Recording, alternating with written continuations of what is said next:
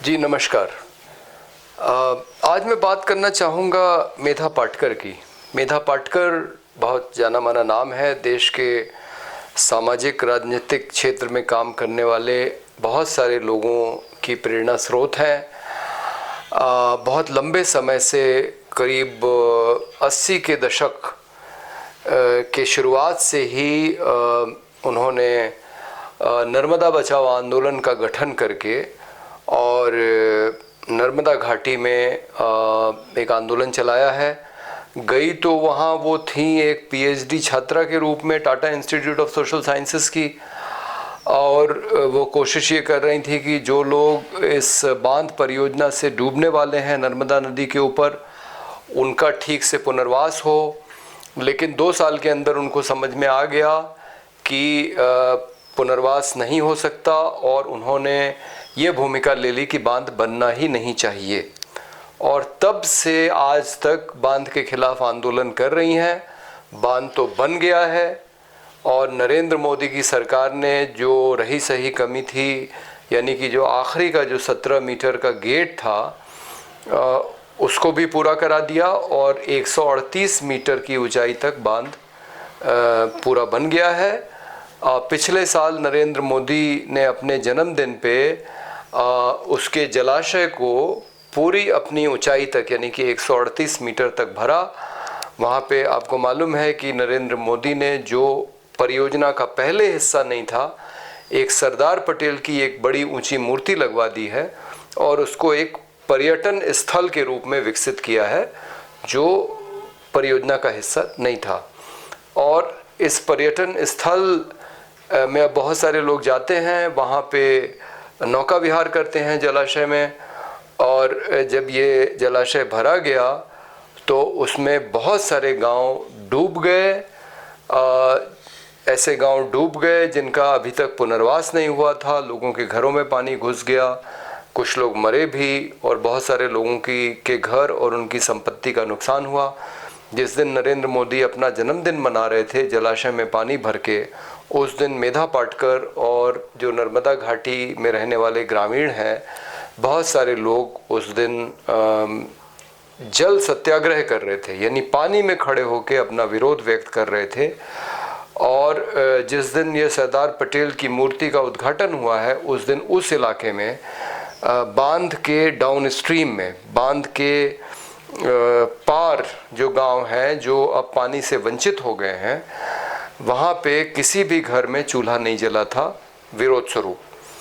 तो ये बात बहुत मीडिया में आती नहीं है कि नरेंद्र मोदी ने इसको जिस तरह से प्रस्तुत किया है पूरे देश के सामने कि वहाँ पे उन्होंने एक पर्यटन स्थल बना दिया है, इससे लोगों पे कितना कहर बरपा है, ये बात मीडिया में नहीं आती है। और इसको लेके ही मेधा पाटकर जी इस समय वहाँ चिखलदा नाम का गांव है मध्य प्रदेश का, क्योंकि जो बांध तो गुजरात में है, सरदार सरोवर केवड़िया कॉलोनी के पास, लेकिन जो उसका डूब क्षेत्र है वो बहुत पीछे तक जाता है। उसमें गुजरात के गांव भी आते हैं, महाराष्ट्र के भी गांव आते हैं, लेकिन ज़्यादा गांव उसमें मध्य प्रदेश के आते हैं। और मध्य प्रदेश के इलाके में जो डूब आई अचानक नरेंद्र मोदी के जन्मदिन पे, वो लोग आज विरोध प्रदर्शन कर रहे हैं।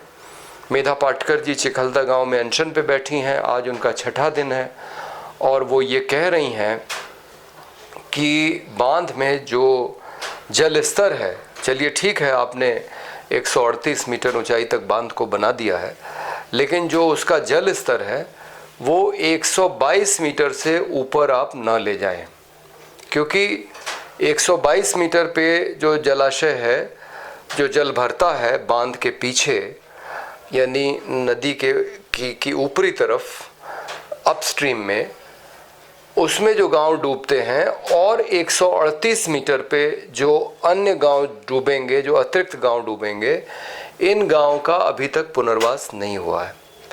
पुनर्वास की प्रक्रिया बहुत ही कमज़ोर रही है।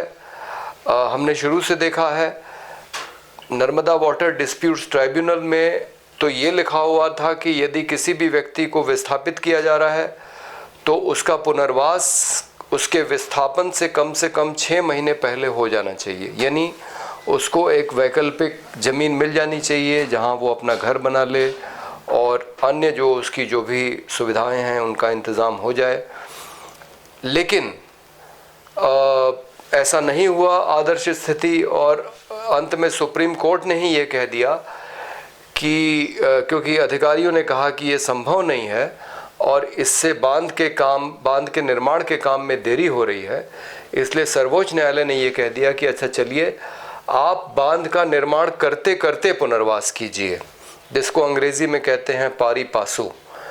तो सुप्रीम कोर्ट ने ये कह दिया कि आप बांध का निर्माण करते करते पुनर्वास कर दीजिए, और बाद में सुप्रीम कोर्ट ने ये भी भूमिका ले ली कि भाई बांध तो बनना ही है, पुनर्वास चाहे हो ना हो, पुनर्वास तो होता रहेगा, लेकिन बांध के काम को रोका नहीं जा सकता, क्योंकि बांध के काम, निर्माण के काम में यदि विलंब होगा तो उस निर्माण का खर्च बढ़ता जाएगा। कोई भी परियोजना यदि अपनी समय सीमा से ज़्यादा उसमें विलंब होता है, वो आगे बढ़ती है, तो उसमें पैसा ज़्यादा खर्च होता है।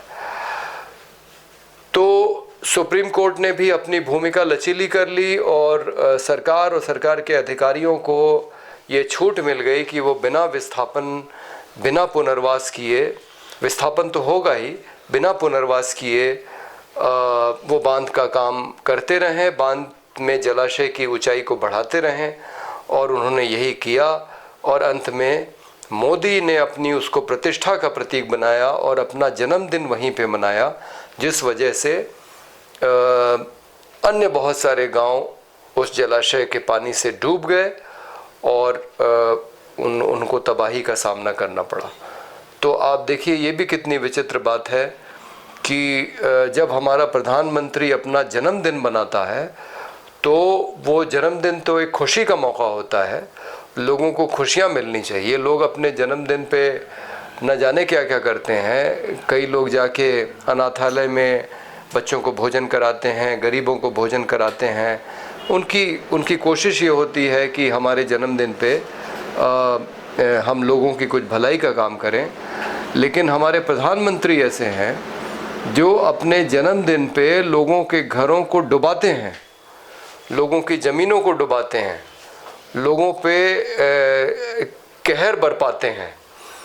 तो ये आप सोचिए कि किस तरह के प्रधानमंत्री हैं और क्या इनका जन्मदिन मनाने का तरीका है, जिससे लोग परेशान होते हैं और लोग उसका विरोध करते हैं। ऐसा तो संभव नहीं है कि नरेंद्र मोदी को खबर ना हो कि मेधा पाटकर और ग्रामीणों ने उसी दिन, जिस दिन वो जन्मदिन मना रहे हैं, नर्मदा के पानी में खड़े होकर उनका विरोध किया। लेकिन दुर्भाग्य ये है कि ये सरकार गरीबों के प्रति एकदम संवेदनहीन है, और ऐसे लोग जिनका घर और ज़मीन डूब रही है उनके बारे में उसकी कोई भी सोच नहीं है उनके पुनर्वास के लिए। और इसीलिए मजबूरी में मेधा पाटकर और बहुत सारे ग्रामीण आज चिखलदा गांव में अनशन पे बैठने को मजबूर हैं, क्योंकि उनके पास कोई रास्ता नहीं है। मध्य प्रदेश में इस समय भारतीय जनता पार्टी की सरकार है, और आपने देखा कि हाल में हुए आम चुनाव में भी उन्होंने वहाँ की 29 सीटें पूरी जीत लीं। तो ये भारतीय जनता पार्टी की जो सरकार है केंद्र में, राज्य में, वो नर्मदा घाटी से विस्थापित लोगों के प्रति बिल्कुल भी संवेदनशील नहीं है, और इसलिए लोगों के लिए ये चुनौती और भी कठिन हो गई है, क्योंकि वो एक ऐसी सरकार के सामने अनशन कर रहे हैं जो बात करने में विश्वास नहीं करती है। और इस सरकार में कम से कम 2 उदाहरण तो मैं आपके सामने प्रस्तुत कर सकता हूं कि अनशन करते हुए लोग मर गए, लेकिन सरकार ने उनकी बात नहीं मानी, ना तो उनसे बातचीत की, ना उनका अनशन ख़त्म कराने की कोशिश की। Professor GT Agarwal, IIT Kanpur के प्रोफेसर, जो बाद में साधु बन गए, स्वामी ज्ञान स्वरूप सानंद के नाम से जाने जाते थे, और सेंट्रल पोल्यूशन कंट्रोल बोर्ड के मेंबर सेक्रेटरी रहे। उनके तय किए हुए कई प्रदूषण के मानक आज भी माने जाते हैं। वो हरिद्वार के मातृसदन आश्रम में अनशन करते हुए 112 दिन के बाद एम्स ऋषिकेश में उनका देहांत हो गया। लेकिन सरकार ने बावजूद इसके कि उन्होंने 4 चिट्ठियां प्रधानमंत्री को लिखी, सरकार ने उनसे बातचीत करना ठीक न समझा और उनके अनशन को रुकवाने की कोशिश नहीं की। उनकी जान चली गई। और हाल में देवकी नंदन शर्मा मथुरा में एक सूचना के अधिकार के कार्यकर्ता, जो 4 महीने के अनशन के बाद उनकी जान चली गई और सरकार ने उनके अनशन को ख़त्म कराने की कोशिश नहीं की। वो गांव अपनी ग्राम पंचायत में हुए भ्रष्टाचार को उजागर करके उसमें जांच करवा के कार्रवाई की मांग कर रहे थे। तो ये इस तरह की संवेदनहीन सरकार है और हमें मालूम नहीं कि मेधा पाटकर को कितने दिन और अनशन अपना खींचना पड़ेगा। 73 साल की हो गई हैं, उनका स्वास्थ्य बहुत अच्छा नहीं है। हम उम्मीद करते हैं कि उनकी मांग को सरकार जल्द से जल्द सुनेगी और उनका अनशन समाप्त कराएगी। सबसे बड़ी बात यह है कि जिन लोगों का विस्थापन हुआ है सरदार सरोवर बांध के बनाने से और उसमें जल स्तर को 138 मीटर तक भरने से, उनका पुनर्वास होना चाहिए। पुनर्वास में जो भ्रष्टाचार हुआ है, बहुत सारे ऐसे लोग हैं जो असल में विस्थापित नहीं हैं, उनको पुनर्वास का फ़ायदा मिल गया है और जो वाकई में विस्थापित हैं उनको आज तक पुनर्वास का फ़ायदा नहीं मिला है। तो हम उम्मीद करते हैं कि जो सही विस्थापित हैं उनको जल्दी से जल्दी पुनर्वास मिलेगा और मेधा पाटकर की जो मांग है वो मानी जाएगी ताकि वो अपना अनशन समाप्त कर सकें और उनके जैसा जो व्यक्तित्व है जिसको देश के बहुत सारे जन आंदोलनों के लिए उनकी ज़रूरत है, वो जिंदा रह के उन लड़ाइयों को और मजबूत करेंगी। धन्यवाद।